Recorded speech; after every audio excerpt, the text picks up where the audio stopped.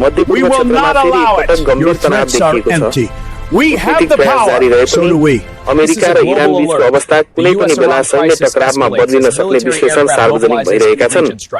अमेरिकी प्रशासनभित्र उच्च स्तरीय छलफल भइरहेको छ र अन्तिम निर्णय डोनाल्ड ट्रम्पको हातमा रहेको बताइन्छ। व्हाइट हाउसले औपचारिक रूपमा कूटनीतिलाई प्राथमिकता दिएको दोहोर्याए पनि सैन्य विकल्प खुला रहेको स्पष्ट संकेत दिएको छ। हाल अमेरिकाले मध्यपूर्व क्षेत्रमा असाधारण स्तरको सैन्य शक्ति तैनात गरेको छ। 13 वटा युद्धपोत, अत्याधुनिक लडाकु विमान, हवाई इन्धन भर्ने विमान र निगरानी प्रणाली सक्रिय अवस्थामा छन्। युएसएस एब्राहम लिंकन र युएसएस जेरल्ड आर फोर्ड जस्ता शक्तिशाली विमानवाहक पोतहरू रणनीतिक स्थानमा राखिएका छन्। यस्ता क्यारियर समूहसँग दर्जनौं लडाकु विमान, मिसाइल प्रणाली र विनाशकारी क्षमता सहितका विध्वंसक जहाजहरू रहने गर्छन्। सैन्य विज्ञहरूका अनुसार यस्तो तयारी सामान्य सुरक्षा अभ्यास भन्दा धेरै माथिको संकेत हो। आकाश मार्फत पनि अमेरिकी गतिविधि बढेको देखिएको छ।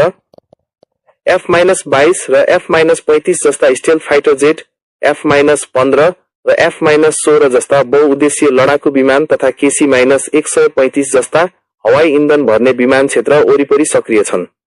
E-3 सेन्ट्री अवाक्स विमान मार्फत हवाई निगरानी र कमान्ड एन्ड कन्ट्रोल प्रणाली सुदृढ गरिएको छ।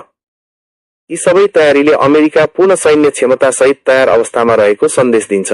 तनावको मूल कारण इरानको आणविक कार्यक्रमलाई मानिएको छ। जिनिभामा अमेरिका र इरान बीच आणविक वार्ता चलिरहेको छ, तर वार्ताले ठोस प्रगति नगरेको खबर सार्वजनिक भइरहेका छन्।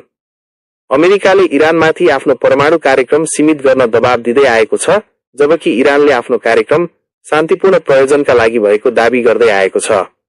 पछिल्ला स्याटेलाइट तस्बिरहरूमा इरानले इस्फान र नतान्ज क्षेत्रका परमाणु संरचनालाई थप सुरक्षित बनाएको देखिएको बताइन्छ। केही संरचनाहरूलाई जमिनमुनि गाडिएको र वरिपरि सुरक्षा कडा पारिएको दावी गरिएको छ।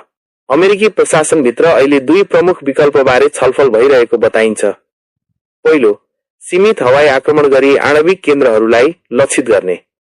दोस्रो, इरानको उच्च नेतृत्वमाथि सीधा प्रहार गर्ने। इरानका सर्वोच्च नेता अली खमेनीको सुरक्षा बढाइएको र उनी सुरक्षित स्थानमा रहेको चर्चा छ। तर नेतृत्वमाथि आक्रमण भए त्यसले इरानभित्र तीव्र अमेरिका विरोधी भावना जगाउन सक्ने र व्यापक प्रतिकार निम्त्याउन सक्ने विश्लेषण पनि गरिएको छ। यसबीच इजरायलले पनि आफ्नो सुरक्षात्मक तयारी तीव्र बनाएको छ। इजरायलले लामो समयदेखि इरानको आणविक कार्यक्रमलाई आफ्नो राष्ट्रिय सुरक्षाका लागि खतरा भन्दै आएको छ। यदि अमेरिका र इरान बीच युद्ध सुरु भयो भने इजरायल प्रत्यक्ष वा अप्रत्यक्ष रूपमा संलग्न हुन सक्ने अनुमान गरिएको छ। यसले क्षेत्रीय संघर्षलाई अझ व्यापक बनाउन सक्छ। खाडी क्षेत्रका देशहरू भने युद्धबाट टाढा रहन चाहन्छन्। उनीहरूले आफ्नो भूमिलाई सैन्य कारबाहीका लागि प्रयोग नगर्न आग्रह गरिरहेको बताइन्छ, किनकि यदि इरानमाथि हमला भयो भने इरानले पनि खाडी क्षेत्रमा रहेका अमेरिकी सैन्य बेस वा तेल पूर्वाधारलाई निशाना बनाउन सक्छ। यस्तो अवस्था सिर्जना भए विश्व ऊर्जा बजारमा ठूलो झट्का लाग्न सक्छ। तेल आपूर्ति अवरुद्ध भयो भने त्यसको असर विश्व अर्थतन्त्रमा पर्ने निश्चित जस्तै छ। भारत जस्ता देशहरूले खाडी क्षेत्रबाट ठूलो मात्रामा कच्चा तेल आयात गर्छन्। युद्धका कारण तेलको मूल्य आकस्मिक रूपमा बढ्न सक्ने, मुद्रास्फीति चुलिन सक्ने र अन्तर्राष्ट्रिय व्यापार प्रभावित हुन सक्ने सम्भावना देखिन्छ। विश्व बजारमा अस्थिरता बढे लगानी, शेयर बजार र मुद्रा विनिमय दरमा पनि असर पर्न सक्छ। इतिहास हेर्दा सन् 2001 मा अफगानिस्तान र 2003 मा इराकमा अमेरिकी सैन्य हस्तक्षेप अघि पनि यस्तै ठूलो सैन्य जमघट देखिएको थियो। त्यसैले अहिलेको तयारीले त्यही परिदृश्य दोहोरिन सक्ने आशंका बढाएको छ। तर यसपटकको परिस्थितिमा आणविक संरचना लक्षित हुने सम्भावना भएकाले जोखिम अझ जटिल मानिएको छ। यदि कुनै आणविक केन्द्रमा आक्रमण भयो भने रेडिएसन चुहावट र वातावरणीय संकटको खतरा पनि रहन्छ। अमेरिकी प्रशासनका केही अधिकारीहरूले सीमित आक्रमण पर्याप्त नहुन सक्ने तर्क राखेका छन्, किनकि इरानको आणविक कार्यक्रम जमिनमुनि गहिराईमा सुरक्षित गरिएको बताइन्छ। अर्कोतर्फ कूटनीतिक समाधान अझै सम्भव रहेको मत पनि बलियो छ।